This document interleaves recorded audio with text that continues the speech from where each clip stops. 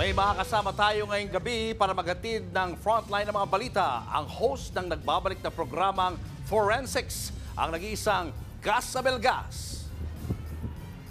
Sa loob mismo ng tahanan ng Diyos, nilapastangan ang isang dalagita sa Baybay, Leyte. Hinina ng ginahasang biktima sa pinatay at itinago pa ang bangkay sa altar. Ang taong nasa likod ng karumaldumal na krimeng yan ay ang mismong katiwala ng kapilya. Nasa frontline ng balitang yan, si Gary De Leon. Nagulantang ang mga pulis nang halugugin ang ilalim ng altar sa isang kapilya sa Baybay, Leyte. Dito tumambad ang bangkay ng 13 taong gulang na dalagita. Wala rin siyang saplot sa katawan. Ayon sa mga pulis, posible raw na sinakal ang biktima sa pinagsamantalahan. Ang itinuturong sospek, ang lalaking caretaker ng chapel. Base sa investigasyon, Sabado nang huling nakita ang biktima ng kanyang ama sa kanilang bahay bago ito umalis para magpa-dialysis. Pag-uwi ng tatay, hindi niya nadatnan sa bayan Dalagita. Sa pagtatanong ng mga kapitbahay, huling nakita ang babae malapit sa chapel, kaya dito na nagtungo ang mga pulis. Pagbukas sa chapel, biglang may umamoy, umalisngaw.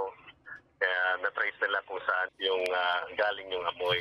Doon nakita yung patay na katawan ng bata sa ilalim ng altar. Kalaunan, naaresto ng mga pulis ang caretaker ng chapel sa kanyang bahay sa Mondragon, Northern Samar. Hindi na rin daw itinanggi ng sospek ang krimen, lalo't nakuha rin sa kanya ang cellphone ng biktima. Pero tikom ang bibig nito, kaya hindi pa tukoy kung paano napadpad sa kapilya ang biktima. Napaglaman namang nagtatago sa bayan ng Baybay ang sospek dahil sa mga dati niyang kaso.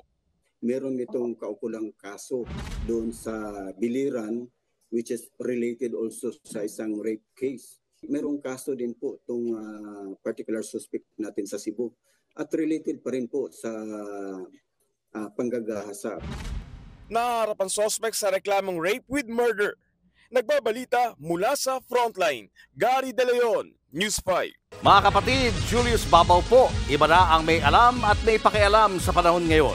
Para sa frontline ng mga balita, mag-follow at mag-subscribe sa social media pages ng News 5.